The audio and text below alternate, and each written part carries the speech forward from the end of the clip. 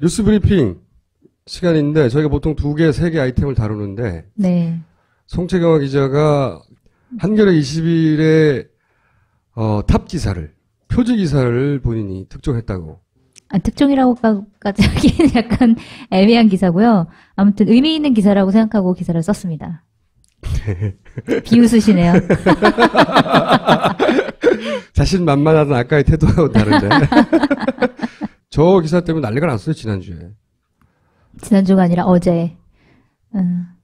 어젯밤에 저녁에 잠시 다음 사이트에서 수원대가 1위, 검색어 1위에 오르고 제 기사가 이제 많이 본 뉴스 1위를 했었는데요. 그러고 나서 바로 없어지더라고요. 오늘 아침에 일어나니까.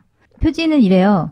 수원대의 검은 우산이라는 표지인데 제가 여기에 좀 주목을 하게 된 건 그 수원대학교가 비리가 굉장히 많아요. 요새 상지대 얘기도 많이 나오는데 상지대에 거의 버금갈 정도로 비리가 굉장히 심한데 이 비리들이 거의 대부분 나오질 않아요. 그 밖으로. 그래서 도대체 왜 그럴까에 대해서 밖으로 나오지 않는데 비리가 심한 건 어떻게 알았어요? 지나가는 말로 이제 국회 관계자가 지나가는 말로 이거 봐라 수원대 문제가 너무 심각해요. 딱 보여줬는데 정말 심각한 거예요. 근데 이게 공론화가 안 돼라고 얘기를 하면서 왜 안 되죠? 그랬더니 이렇게 얘기를 하는데 거기서 딱 물어군요. 네, 거기서 이거를 내가 자꾸 취재를 해야 되겠다 이런 생각이 들었던 게 그래서 표지 기사에 나가야 되겠다고.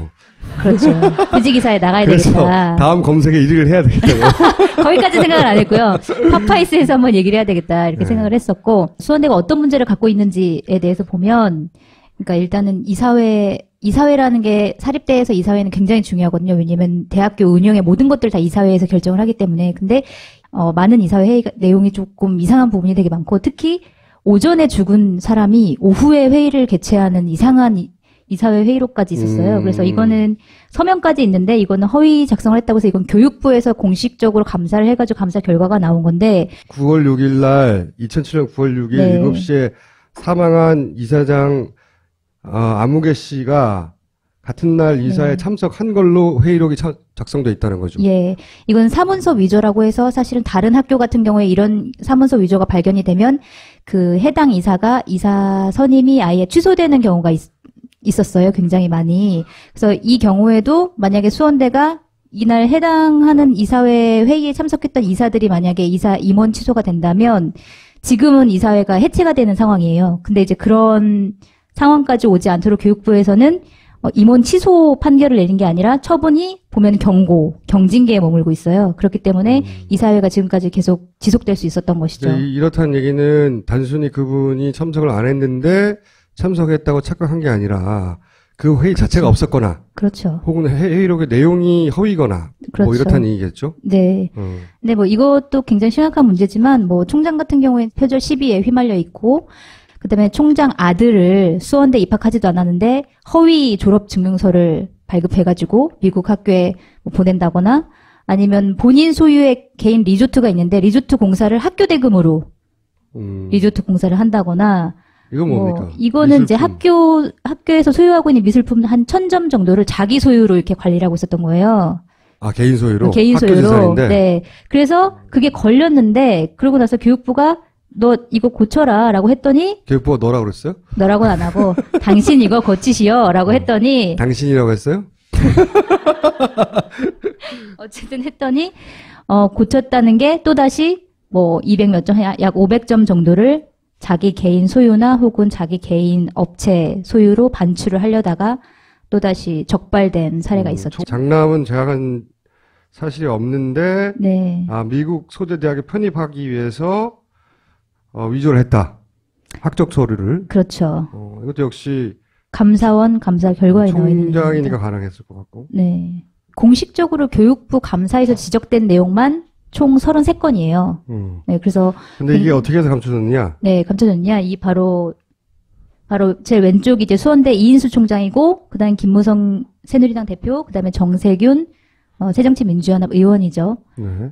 이분들하고 다 인맥이 있는 거죠. 정치권에서는. 네. 일단 이 문제가 가장 불거진 것은 뭐 들은 분들도 있겠지만 작년에 김무성 그 새누리당 대표의 딸이 수원대학교의 교수로 채용이 돼요.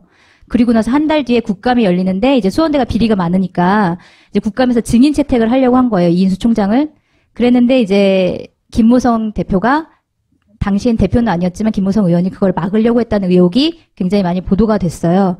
근데 김무성 대표 쪽에서는 뭐라고 해명을 하냐면 내가 가서 이거 증인 채택하지 말라라고 압력을 넣은 게 아니라 이인수 총장이랑 나랑 딸의 채용과 관계없이 워낙 친한 사이였는데 이인수 총장이 어느 날 전화가 와서 개인적인 이유로 나를 국감에 부르려고 하는데 어떻게 좀 막아달라, 이렇게 막아달라까지는 모르겠고 어쨌든 요청해 왔고, 자기는 도대체 무슨 이유로 이인수 총장을 국회 교문위에서 부르려고 하는지 궁금해서 국회 교문위원장실에 찾아갔을 뿐이다. 무슨 연유로 증인을 너무 궁금해가지고 너무 궁금해서 혹시 자기 친구를 부당한 이유로 증인 채택을 하는 것이 아닌가라는 궁금증에서 갔다라고 얘기를 했는데, 그래서 실제 그 결과 채택이 안 됐어요? 채택이 안 됐죠.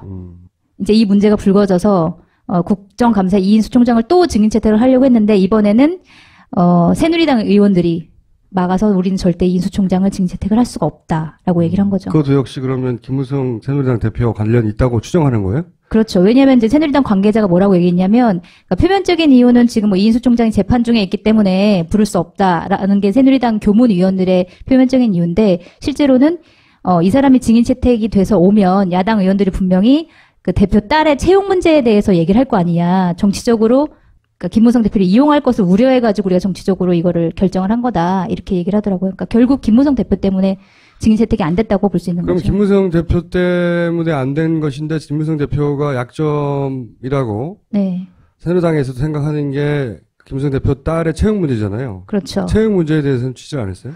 채용 문제에 대해서는 워낙 많이 나왔어요. 그래서 거기서는 단독거리가 그렇게 많지 않은데, 정리하면 어떤 내용이에요?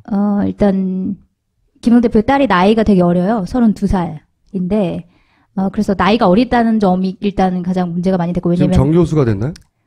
아니요, 조교수. 근데 조교수. 뭐 조교수의 평균 나이가 뭐 채용됐을 때 평균 나이가 44살이라고 하는데, 이제 30대 초반인데 됐다는 점, 그 다음에 뭐 석사 학위밖에 없고 박사 학위는 없는데 됐다는 점, 그 다음에 전시의 경력이나 연구 경력이 굉장히 별로 없는데 됐다는 점, 그 다음에 뭐 여러 가지 문제가 있는데, 그 중에서 한 가지 또 이상한 점은 이제 공고가 5명을 뽑겠다. 다른 과 교수들까지 포함해서 5명을 뽑겠다고 했는데, 실제로는 김무성 딸 1명만 뽑은 거예요. 그게 어떤 의미죠? 그거는 이제 참여연대에서 이걸 주장하는 주장인데, 그러니까 사실은 다 쇼잉이었다는 거죠. 그러니까 애초부터 김무성 채용 계획이 대표의 아예 없는데 뽑기 위해서 아예 없는데 김무성 대표의 딸을 뽑기 위해서 공고를 올려놓고 사실은 이 사람 1명만 뽑았다라고 주장을 하고 있습니다. 참여연대는. 그냥 한 사람만 뽑는다고 하면 너무 튀니까 그렇죠.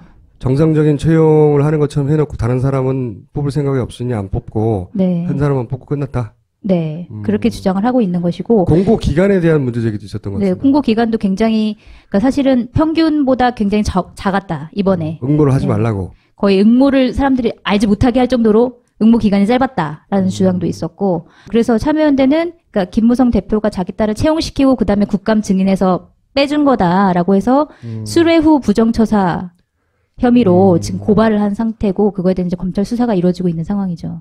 그러니까 사실 김무성 대표뿐만이 아니라 작년 같은 경우에는 정세균 새정치민주연합 여야 의원이 모두 상당히 압력을 많이 가했다라는 얘기를 굉장히 많이 들었어요. 근데 사실 김무성 대표 얘기는 굉장히 많이 나왔었는데, 정세균 의원 얘기는 사실 이번에 처음 제가 뭐 실명을 박아가지고 쓴 건데, 그러니까 되게 여러 명한테. 박다니요. 죄송합니다. 이거 기자의 표현이 약간 이런 건데, 실명을 이제 네. 쓴 건데, 되게 취재하기가 힘들었어요. 왜냐면은, 그러니까 어떤 권력의 고리가 이렇게 연결되어 있다라는 것 자체를 취재하는 게 쉽지가 않고, 그 다음에 그걸 누군가 얘기해 주려고 하질 않아요. 실명 자체를. 그건 제가 잘 알죠. 네. 그래서 취재하기는 힘들었는데, 그러니까 실명을 쓸 수 있었던 것은 굉장히 많은 사람한테 실명을 얘기를 듣고, 그래서 확실하게 이건 쓸 수 있겠구나라는 판단이 좀 있어서 썼고요. 지금 이인수 수원대 총장의 인맥이 어떻게 되는지를 봤더니, 정계에는 김무성 새누리당 대표가 있고, 박희태 전 국회의장의 따님도 지금 음대 교수로 재직 중이고요. 언론계에서는 또 홍석현 중앙일보 회장이랑 지인이라고, 이인수 수원대 총장이랑 지인이라고 하고, 그것과 관련돼 있는지는 모르겠으나, 그 홍 회장 사촌인 홍석우 씨가 현재 수원대 기계공학과 교수로 재직 중이고요. 그 다음에 아까 정세균 의원 얘기했는데, 정세균 의원은 이인수 수원대 총장이랑 고려대학교 동창 관계예요. 그리고 또 정세균 의원이랑 아주 친한 관계인 이제 고려대학교 동창이 또 한 명 있는데, 그분은 조기준 수원대 경제금융학과 교수로 현재 이제 이인수 총장과 정세균 의원 사이에 이제 연결고리가 되는 거죠. 그 다음에 아예 이제 방상훈 조선일보 사장이랑은 사돈 관계예요. 이인수 수원대 총장이랑. 그래서 방 사장 아들 방정호 씨가 이인수 총장의 딸과 이제 결혼한 사이 이런 식으로 두루두루 인맥을 이제 관리하고 있는 거죠. 인맥으로 살아남았다. 네. 이 기사의 핵심이군요. 그렇죠. 근데 여기 보면 이제 표에는 나와 있지 않지만 박근혜 대통령의 이제 사촌도 90년대 후반에서 이제 2000년대 초반까지 교수로 재직을 했는데 그 당시 같이 교수로 재직했던 이제 분들 얘기를 들어보면 그러니까 자격이 굉장히 안 됐고 그래서 굉장히 힘들어했고 마지막에 이제 그만둘 때도 교수평가 관련해가지고 강의평가 관련해서 좀 문제가 생겨서 그만뒀다 이렇게 얘기를 하더라고요. 근데 그 시점을 보면은 이제 박근혜 대통령이 국회의원으로 처음 들어온 게 아마 98년인가 그랬을 거예요. 네. 그때랑 굉장히 일치가 돼요. 네, 그래서 그러니까 그것 때문에 뭐 박근혜 대통령한테 어떤 뭐 이득을 얻었는지는 뭐 취재가 안 됐지만 어쨌든 이렇게 전방위적으로 인맥을 관리해서 어쨌든 자기의 무언가 비리나 이런 것들을 감추려고 했었다라는 게 이번 뭐 김무성 대표 사건이나 아니면 정세균 의원 사건에서는 확실하게 드러난 거죠. 수원대 총장님한테 연락해 보셨어요? 연락이 안 왔고요. 아니 본인이 연락해 보셨냐고. 아니 연락 안 했습니다. 수원대 총장님이랑은 통화가 안 됩니다. 아 그래요? 네, 왜요? 통화가 안 되고요. 전화를 안 받으세요. 모든 전화를 안 받지는 않을 거 아니에요. 그렇겠죠. 그래서 제가 수원대를까지 가긴 갔어요. 근데 이제 안 계시다는 얘기를 듣고 찾아가진 않았는데 전화 통화를 시도해보진 않고 이제 대신 수원대 관련된 거는 뭐 다 이렇게 그 담당자가 있어요. 그래서 그 담당자 이외에 다른 사람들은 응대하지 않는다라는 원칙을 정해놓고 수원대에서는 이제 다른 사람들은 전화를 잘 받지 않고 그렇더라고요. 아, 언론에서 연락이 오면 수원대에서는 언론 창구가 단일화돼 있군요. 네. 아무튼 제가 수원대 앞에 이제 교수님들이 시위하는 현장에 갔는데 정말 교직원들이 나와서 방해를 하고 그다음에 경찰이 이제 방해하지 말라 이거는 공정한 집회다라고 해서 방해하지 말라고 하니까 경운기를 옆에다가 공회전 시켜가지고 교수님들이 하는 말을 학생들이 듣지 못하도록 하고 창의적인데. 네, 그리고 그거를 교수님의 얘기를 듣고 있는 학생들을 체증을 해요 학교에서. 학교에서? 네, 학교에서 체증을 해서 학생들이 무서워서 그거를 듣지 못하게. 언론을 담당하는 교수한테 내가 봤을 때 지금 이 현장에서 벌어지고 있는 행위는 굉장히 저열하다. 이거에 대해서 어떻게 생각하냐. 교수님들이 시위를 하는 거에 대해서 마음에 들지 않더라도 이 사람들은 합법적으로 시위 신고서를 내고 했기 때문에 그거를 들어줘야 되는 거 아니냐라고 했더니 이 교수도 저한테 저도 부끄럽습니다. 이렇게 얘기를 하더라고요.